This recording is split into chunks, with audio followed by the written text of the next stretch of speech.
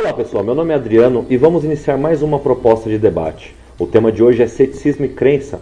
Onde devemos aplicar cada um deles, para que servem, o que fazem? É possível usar os dois? Logo depois da vinheta.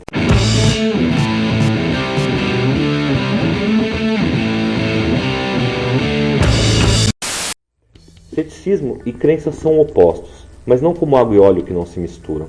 Eu diria que são mais como sal e açúcar, bem dosados são perfeitos e essenciais, mas em excesso podem causar uma série de males. E em matéria de análise, eu vejo hoje uma sociedade hipertensa e diabética. Apesar de existir uma série de definições para o ceticismo, vamos iniciar com uma versão bem simplificada e depois damos uma olhada um pouco mais criteriosa nas outras definições. A palavra ceticismo tem origem grega e tem o significado de exame e investigação. O cético tem uma predisposição constante para questionamentos, não admite a existência de dogmas, procura uma explicação para tudo. Simplificando ainda mais, ceticismo é dúvida, ponto. Crente é simplesmente aquele que crê em algo ou alguma coisa, que foi persuadido, que tem convicção sem maiores evidências. O crente é aquele que crê. O pensamento crente está calcado em dogmas, que é uma doutrina filosófica que representa uma verdade indiscutível. É comum o dogma ser relacionado a assuntos religiosos e até faz sentido, porque a religião no geral possui verdades inquestionáveis. Mas associar crença somente à questão religiosa é limitar bastante o conceito. Não são apenas religiosos que criam dogmas. Muitos filósofos criaram pensamentos dogmáticos quando pensaram sobre questões universais. O dogmatismo, em essência, tinha uma ideia de contraposição à verdade estabelecida. Nessa parte, parece até que os conceitos são iguais, mas não é bem assim. Talvez eles se mesclem um pouco, pois o dogmatismo se opunha à ideia de verdade estabelecida, mas para encontrar uma outra. Podemos incluir como sinônimos de crença a esperança, a confiança, mas Kant, na Crítica da Razão Pura, passou a definir o dogmatismo como toda atitude de conhecimento que consiste em acreditar na posse de certeza ou da verdade antes de fazer a crítica da faculdade de conhecer. Essa é uma ideia mais adequada à forma como enxergamos hoje. O dogmatismo pode ser visto de duas formas principais: o realismo ingênuo e o otimismo racionalista. No realismo ingênuo, simplesmente acredita-se, não se pergunta, aceita-se como verdade aquilo que lhe é apresentado sem questionamentos. Independentemente de onde venha esse conhecimento, ele não deve ser questionado.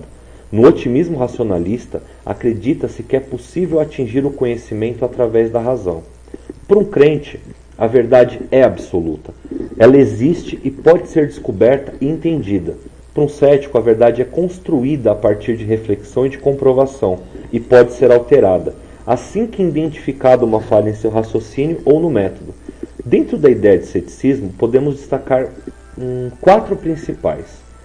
O ceticismo radical, ou pirronismo, que propunha que não se podia conhecer a verdade, que devia se manter um estado constante de dúvida e que não se podia acreditar em nada. Ao meu ver, isso também é um tipo de fundamentalismo. Por isso, nessa reflexão que faremos, não cabe esse conceito. Principalmente se você for ver umas historinhas sobre a morte do filósofo Pirro, que nem devem ser verdadeiras, mas fazem bastante sentido.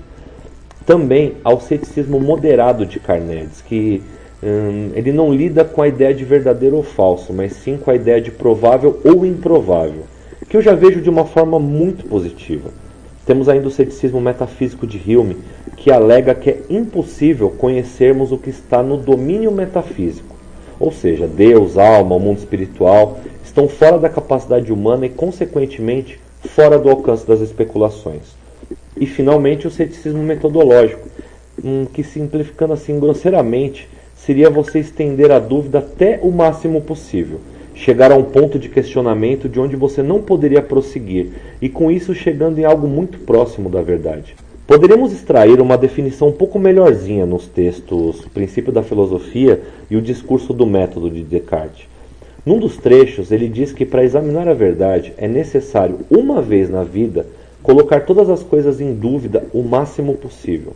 Há um outro trecho onde é dito: há também que considerar como falsas todas as coisas de que se pode duvidar.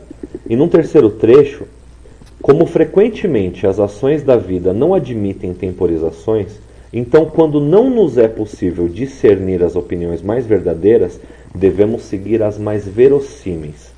Essa ideia inclusive me lembra bastante a navalha de Ockham. Bom, mas Descartes não fala isso para você entrar em paranoia, ficar doido, questionando tudo. Lembra, isso é ceticismo radical.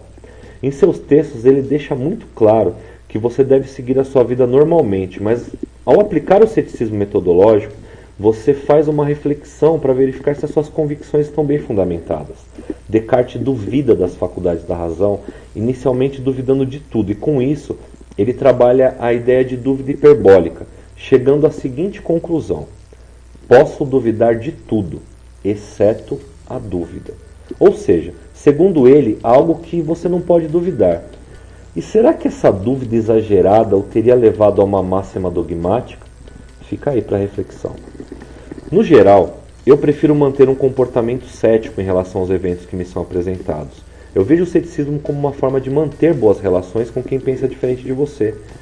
Ceticismo é bem caracterizado por perguntas, e se alguém faz uma afirmação que causa estranheza, alguém que esteja com um comportamento cético naquele momento dirá coisas como: como você soube disso? O que te fez pensar assim? Ou como isso aconteceu? Quais as evidências que você conhece sobre esse assunto? Ao invés de dizer algo assim: como você é burro, cara! O ceticismo é uma ferramenta para ajudar a pensar de forma singular. E uma consciência moral desenvolvida individualmente pode evitar um ataque coletivo, ou pode evitar até comportamento de manada. E é exatamente o contrário que eu não gosto no pensamento dogmático, é que ele tende a um pensamento massificado. Bom, contendo verdades, elas são multiplicadas, aprendidas e aplicadas. Ceticismo pode até evitar guerras. Ou você acha que alguma guerra começou com alguma dúvida? Oh, eu acho que ele invadiu meu território. Oh, eu acho que eles são um povo mau. Sabe, para se começar uma briga, para atacar alguém, para reunir um grupo contra o outro, você precisa ter certeza. Ou você acha que os justiceiros que amarraram e espancaram pessoas no poste, que lincharam aquela dona de casa no Guarujá, tinham alguma dúvida que as suas vítimas eram criminosos? O ceticismo te leva a ter um posicionamento mais neutro. Quando não se tem muitas certezas, não temos certeza nem daquilo que acreditamos e aceitamos melhor a opinião do outro, mesmo quando não concordamos. O cético normalmente pensa através de hipóteses, possibilidades e não de verdades. Sei que agora muitos céticos irão discordar de mim, dizendo que para tudo temos que buscar uma explicação lógica, mas nem todo mundo convive bem com a dúvida. Já percebeu que aquilo que parece tão óbvio para você não é para os outros? Há ideias muito relativas, pois dependem de conhecimento, vivência, experiência. Ou você acha que todas as reflexões levarão às mesmas conclusões que você chegou? E quando você avalia as ideias do outro de forma honesta, você vai ver que elas também fazem algum sentido. Ceticismo exagerado é muito nocivo. Bom, academicamente ou em discussões mais profundas ele não deve ser um grande problema, mas na vida prática é e muito. Ele consiste em duvidar por duvidar, sem ter razão nenhuma para tanta dúvida. Apesar de alguns tentarem, é impossível duvidar de tudo. Você só pode duvidar dos conhecimentos que possui. E não, meu amigo, não dá para ser cético com tudo o tempo todo.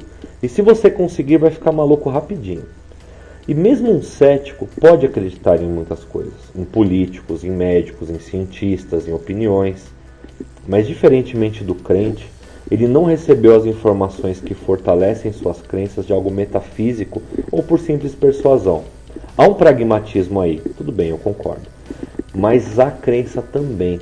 Não dá para ficar verificando tudo. Um cético, em muitos aspectos, vai acreditar, mesmo que seja usando um otimismo racionalista. E, curiosamente, também há um ceticismo tendencioso em mentes mais dogmáticas. Quer ver? O crente tende a duvidar de tudo que ele não acredita. Recusa-se a receber um conhecimento diferente, exige provas, argumenta, debate, luta. Se está fora do seu arcabouço de crenças, ele precisa de provas irrefutáveis. Aparentemente, o ser humano é intrinsecamente ligado à crença. Sua mente, unida à imaginação, à capacidade de abstração, estão sempre buscando respostas, explicações mesmo. E não é possível encontrar respostas para tudo. Por isso algumas pessoas estão inclinadas à crença, simplesmente para viver melhor. mas sem questionamentos você fica vulnerável a qualquer ideia. O ceticismo usa a parcimônia e procura fugir de explicações muito elaboradas ou sem sentido para uma questão. Muitas vezes usa o princípio da navalha de Ockham para separar e decidir. Eu gosto muito de uma frase do Carl Sagan que diz: devemos manter a mente aberta, mas não tão aberta a ponto do cérebro cair. Essa frase é também muito boa para reflexão. Uma coisa importante: cético não é o mesmo que ateu. Crente não é o mesmo que religioso. O pessoal confunde muito isso.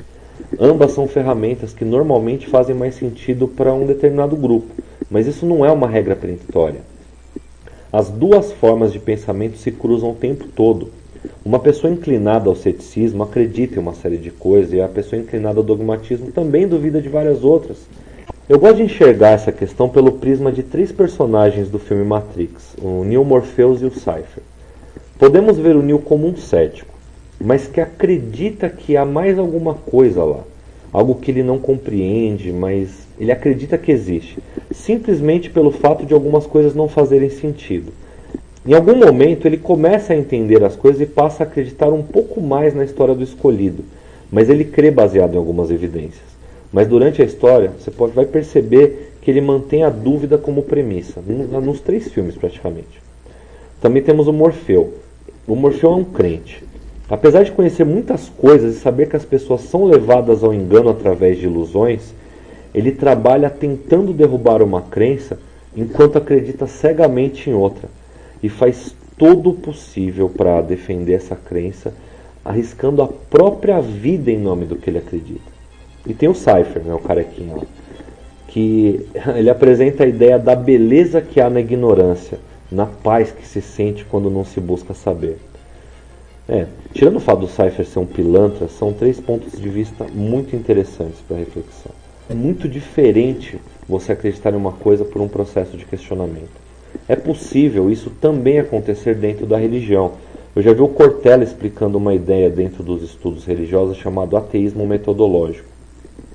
Você pode se deparar com coisas inexplicáveis, fantásticas, incríveis, e aceitar que você não tem conhecimento suficiente para entender, ou que não há clareza suficiente para entender dentro do conhecimento humano, ou também você pode escolher a explicação que melhor se encaixa, mesmo não tendo nenhuma evidência, e pode com isso dormir mais tranquilo. É uma opção. Ao meu ver, tudo é uma questão de espaço. Há espaço para as 2 formas de comportamento e pensamento. O problema está quando um invade o espaço do outro. Eu dedico esse vídeo ao YHTRHR, seja lá o que for isso. Bom, brincadeira, ele é um inscrito que também produz conteúdo e que reclamou que alguns canais postam muito pouco. Cara, eu sei que continua sendo pouco, mas eu fiz mais um como prometido. Beleza? Por hoje é só, aguardo os comentários para a gente poder iniciar uma discussão sadia, hein? E um grande abraço a todos.